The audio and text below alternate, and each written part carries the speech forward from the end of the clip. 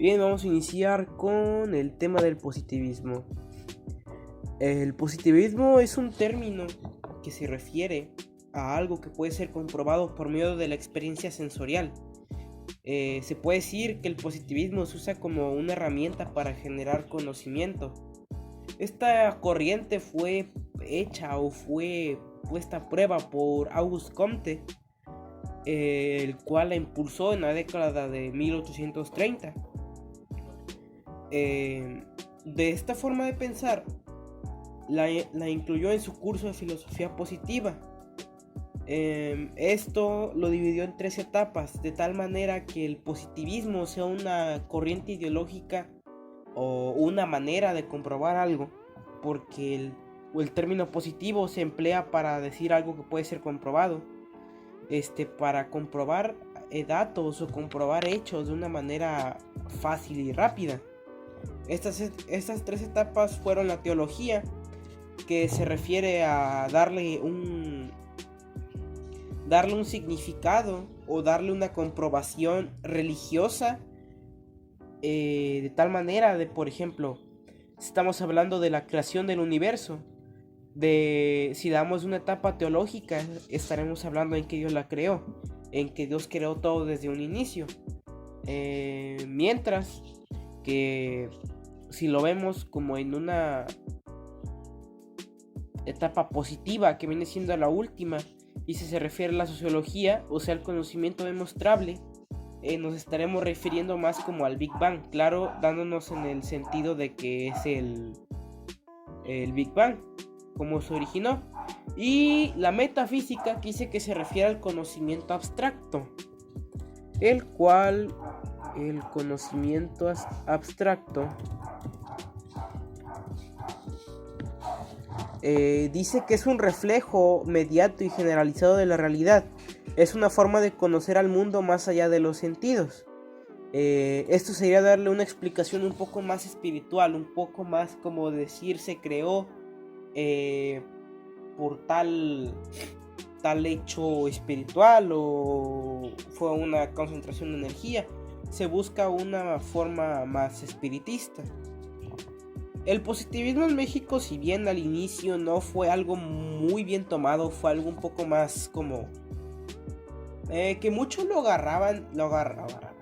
Muchos sociólogos lo tomaban, pero como que no se le daba una seriedad a lo que era, porque era como que algo normal, o sea, era comprobar cosas, pero con el paso del tiempo, los sociólogos de México durante ese tiempo, al haber estado viendo libros que el mismo Auguste Comte escribió y el estar viendo los estudios, pudieron comprobar y llegaron a la conclusión de que el positivismo era una buena corriente, era una buena manera de interpretar las cosas, porque no era decir, es que es por esto, no, es que es por esto, es que yo lo digo que es por esto, no, sino que tomaba demasiadas ideas y las contaba como en una misma idea, lo cual hace que el positivismo sea una manera de comprobar las cosas, como incluyente y una manera muy eficaz.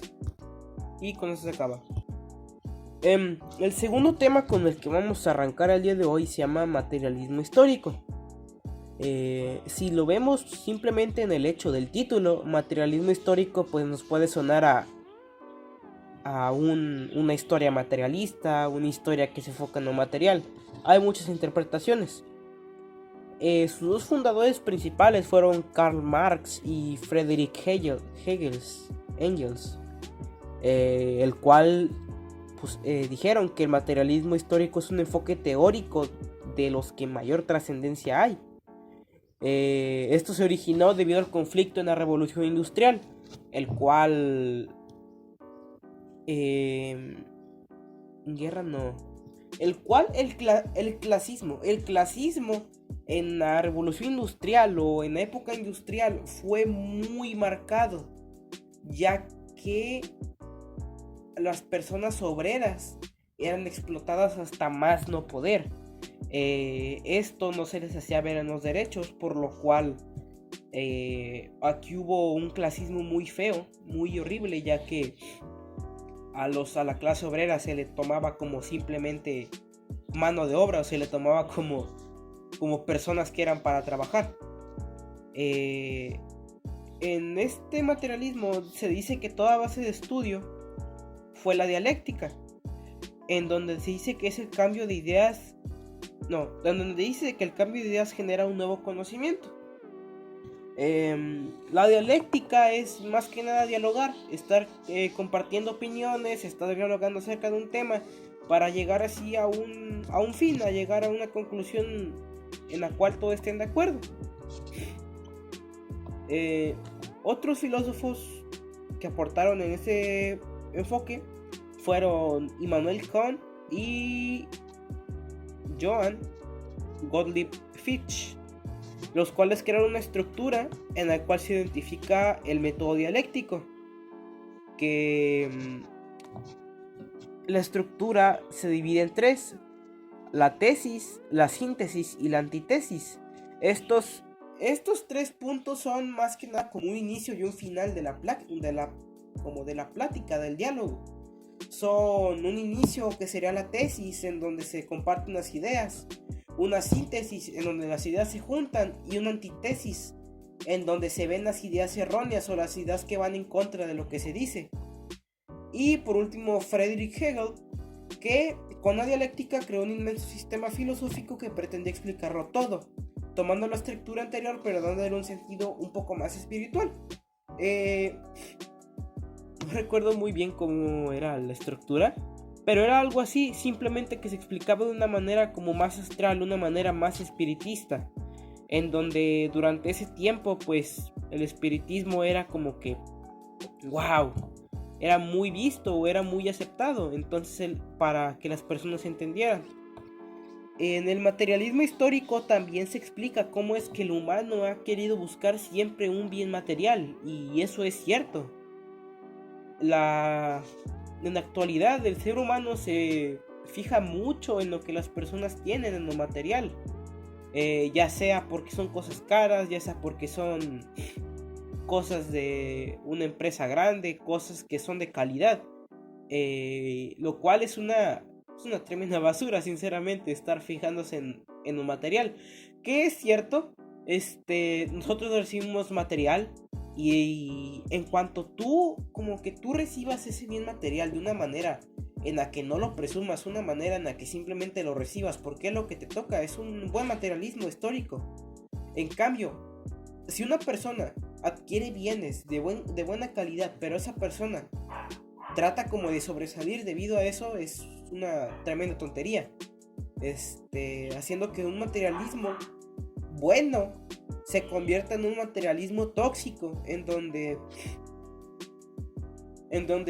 habría más clasismo que nada, sinceramente. Había demasiadas clases, cosa que en la actualidad puede que haya, pero no está muy marcado, ya que con el paso del tiempo se establecieron leyes en donde se tomaba el derecho de clases menores. Entonces, ese es el materialismo histórico. Y vamos con el siguiente. El siguiente tema, que sería el número 3, sería el estructural funcionalismo, uno de los enfoques que más me gustan, sinceramente. Dice: el estructural funcionalismo es un enfoque teórico originado de las concepciones de Emil Durkheim, el cual sostiene que los elementos de una sociedad son interdependientes. ¿Esto qué quiere decir? Esto quiere decir que tanto como una persona grande, como una persona menor, una persona con un cargo mayor a una de menor, se desarrollan completamente diferentes, no tienen un desarrollo igual, tienen un desarrollo diferente debido a que cumplen una función muy diferente. Según Durkheim, el problema fundamental de la sociedad no es el económico, que es lo que muchas personas creen, sino que la existencia de un desorden social y moral que requiere solucionarse mediante la conformación de un nuevo consenso social. Esto, desde mi punto de vista, yo digo que es cierto. A veces muchas personas puede que tengan o no tengan mucho dinero, y puede que sean unas personas que van en contra de todo, que no les gusta nada, pero pero sí, como que no, es extraño. Es un gran desorden social, exactamente. Es una desigualdad en cuanto a pensamiento, no clases, es pensamiento, ya que mientras unas personas van en contra de lo establecido, debido a que no les gusta o es algo malo, otras personas pueden estar de acuerdo y pueden seguir viviendo así, y viven bien. Aquí el problema es estar como conspirando, aquí el problema es como estar diciendo, no, es que tú por tal cosa, ¿no? O sea, cada quien tiene sus límites, cada quien tiene sus adquisiciones. Y si a ti te tocó ser una parte de los trabajadores, porque eso se trata del estructural funcionalismo, todos cumplen una estructura y una función. Si tu función es estar trabajando, esa es tu función y no la puedes cambiar porque es lo que te toca. Y estructuras una parte de la sociedad que es la trabajadora. Suena un poco feo, suena un poco clasista, pero si lo vemos en un sentido más democrático, si lo vemos en un sentido más justo y equitativo, sería como lo que nos toca a cada persona, lo que nos toca hacer como nosotros. Por ejemplo, yo soy estudiante y me toca estudiar, me toca estar en una escuela, me toca estar estructurando un grupo social que vienen siendo los estudiantes. Mi función es estar estudiando, o sea, son cosas que uno no puede cambiar, son cosas que uno tiene que seguir porque son cosas que están establecidas. Que si bien es cierto que a veces uno quiere como que salir de los estándares, pero perdón, hay ciertas formas en las que uno simplemente no puede decir no quiero. O sea, hay cosas en las que uno tenemos que hacer porque de eso vamos a estar dependiendo. Y para explicar un poco mejor esto, porque me desvié mucho, la definición de estructural y funcionalismo. Estructuralismo dice que es una de las perspectivas relacionadas con este enfoque, en donde se dice que no existe ningún hecho social que no suponga una estructura. Esto se refiere a que ninguna acción social o a que ningún acontecimiento social no ha tenido una estructura. En palabras más simples, cualquier hecho tiene un porqué, tiene un fin y tiene un desarrollo. Y esa es su estructura. El por qué se generó el hecho, cómo se desarrolló el hecho y cómo terminó el hecho. Funcionalismo. El antropólogo Alfred Reginald investigó sociedades isleñas del Pacífico Sur, en donde se dio cuenta que cada persona cumple una función determinada en cada grupo. Perdón, otra vez.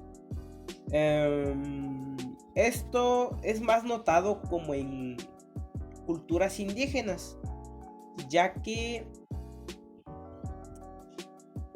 hay algunas culturas indígenas que todavía van como caza y todo ese tipo de cosas. Entonces aquí es donde viene el funcionalismo. Una persona que es cazadora, que caza animales, es su función, es un cazador. Una persona que está en la casa todo el tiempo y se encarga de cuidar o de limpiar o no sé qué se haga, es su función. Su función es ser una ama de casa o una persona de casa. Eso es todo. Es simplemente, siempre hay una estructura, hay un inicio y un fin y siempre hay una función para todo. Creo que en me desvía mucho, pero espero que se haya entendido más o menos. En resumidas cuentas, el estructural funcionalismo dice que toda la sociedad y todos los acontecimientos sociales tienen una estructura. Y la estructura es un inicio, un desarrollo y un fin.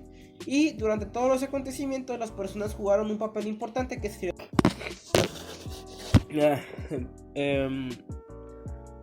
El penúltimo tema se llama la teoría comprensiva.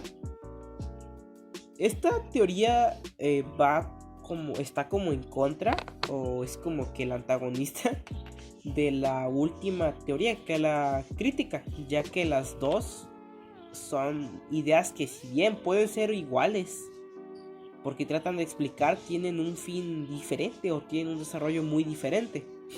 Ahorita vamos a ver por qué. La teoría comprensiva es un modelo de interpretación social creado por Max Weber, cuya base consiste en intentar explicar los hechos sociales a partir de los individuos y sus acciones. Como dice acá abajo, lo que yo hice, dice que este modelo se diferencia de los modelos del materialismo histórico y del estructural funcionalismo, ya que la teoría postula que los individuos son los que dan forma a una sociedad.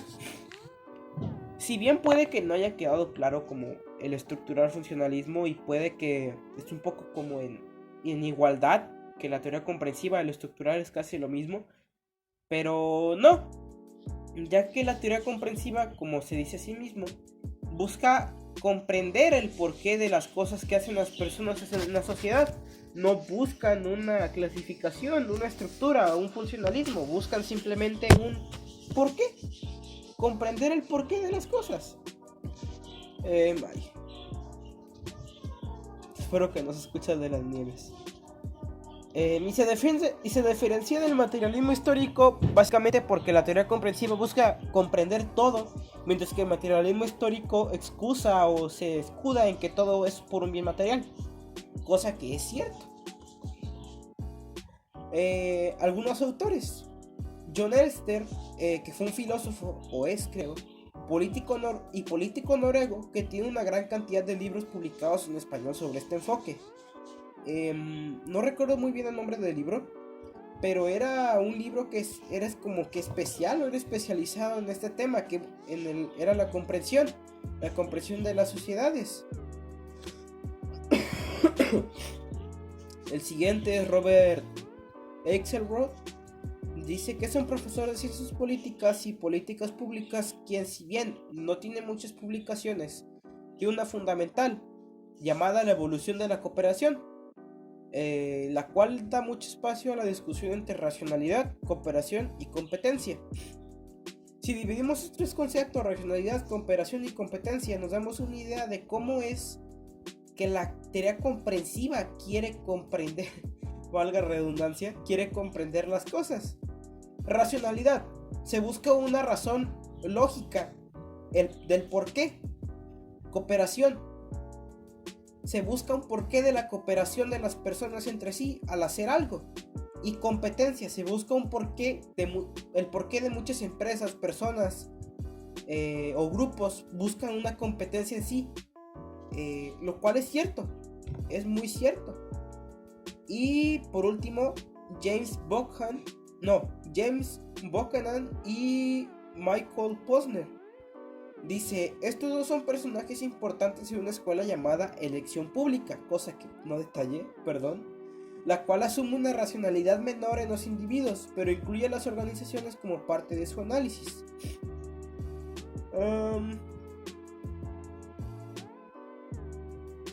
Estos dos personajes buscaban como una razón lógica y un porqué de acuerdo a organizaciones, no tanto como un individuo, una persona, sino grupos, organizaciones grandes, del por qué hacían las cosas, ya que pues, se creía que si había un grupo, todo ese grupo hacía lo mismo, lo cual pues no es cierto, o sea, todos cumplen una función. Y esta teoría de la comprensiva es una de las como en las que más desconcertación se podría decir, como menos comprensión. No tengo comprensión a la comprensiva. No lo comprendo del todo. Porque, o sea, busca comprender un porqué, pero luego como que los pensadores de esa teoría como que buscan un porqué de otra manera. Es como extraño. Pero eso, la teoría comprensiva busca comprender, valga la redundancia otra vez, el porqué de las personas hacen todo eso, dándole un enfoque racional, cooperativo y competitivo. Y vamos para el último, de su función. Y creo que sería todo de este tema. Y para finalizar, todo ciencias sociales, el último tema es la teoría crítica. La escuela de Frankfurt, o la teoría crítica, como la conocemos, Postula la necesidad de desarrollar una visión cuyo sustento no fuera la perspectiva teórica de la realidad, sino el análisis de la praxis, es decir, la acción política. Esta teoría, al ser una de las más influyentes y revolucionarias en el ascenso del capitalismo, contó con una gran cantidad de representantes, los cuales fueron guiados y tomando las investigaciones sociales de Frankfurt. La teoría crítica, como dice su nombre, es extraño porque los últimos dos, su nombre como que lo dice todo. La teoría crítica busca buscar el porqué crítico, dándole un entorno o un giro crítico a las cosas que hacen las personas, pero con el hecho de que busca un porqué crítico a la acción política, cosas que hacen los altos mandatarios, lo cual es cierto. Si se han fijado, si se fija,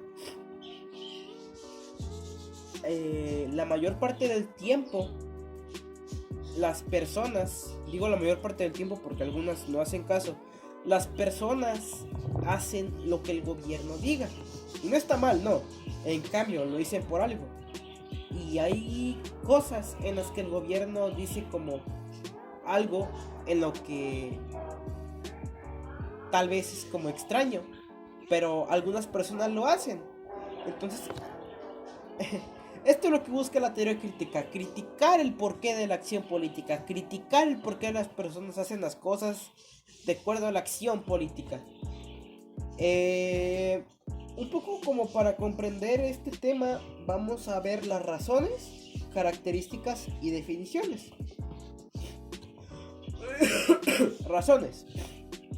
El principio de la teoría es que la razón, el intento del ser humano de dominar la naturaleza, como lo definía Horkheim, está condenada al fracaso, y era necesario que ocurriese una ruptura radical en el proceso, acabar con la ilustración para salvarla. El intento del ser humano de dominar la naturaleza. Esto era condenado al fracaso, ya que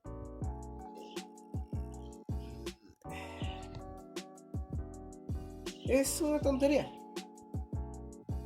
Es una tontería, o sea, el humano no puede dominar al 100% la naturaleza, o sea, no dominamos nuestra naturaleza en algunos aspectos, entonces no podríamos dominar la naturaleza externa. Entonces, es cierto, va al fracaso. Características. Se busca analizar la acción política, lo que ya dije. Se replantea la teoría marxista, la cual decía que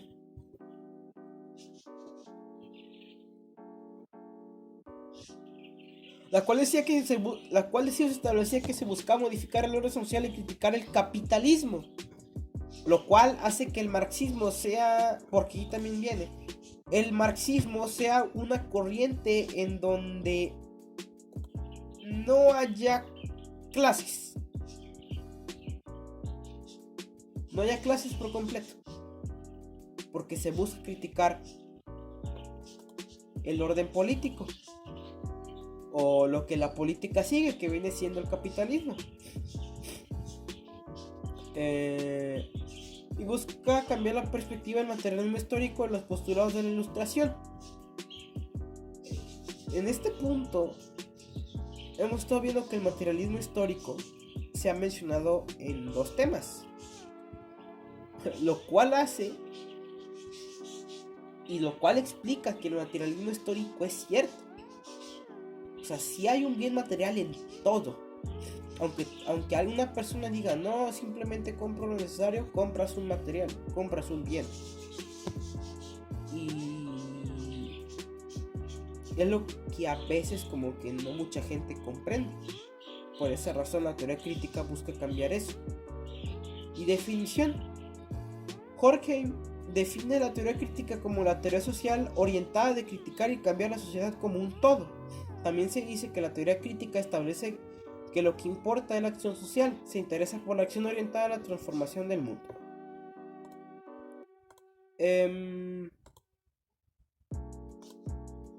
Pues la teoría crítica busca buscar un porqué en un pensamiento crítico